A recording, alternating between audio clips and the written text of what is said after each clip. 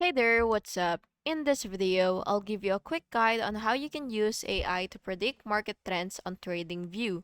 This is perfect for traders who want automated insights, pattern recognition, and smarter decision making. So what you will have to do first is go to your Chrome web store, and now that you're here, you will have to search for Sonar Trade with AI, and what you will have to do is add it to your Chrome or whatever web browser that you're using. And once you've already added it, you will go back to your trading view, and then of course you do have to ensure that you've already enabled it.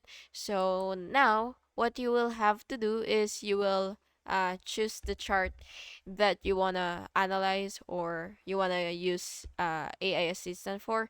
So just go ahead and click markets, and then of course you will have to choose any chart. So for example, this chart right here. So what you will have to do is just click full chart, and what you will do is you will click sonar, and what you will have to do is enable or show AI assistant. And now that you're here, what you will have to do is you can basically type prompts like, for example, like what's the what's the current trend direction. Okay, so for example, let's type this. So yeah, but it can be anything actually. It really depends on you. So yeah, so as you can see, the AI just provided you answers for your questions according to this chart.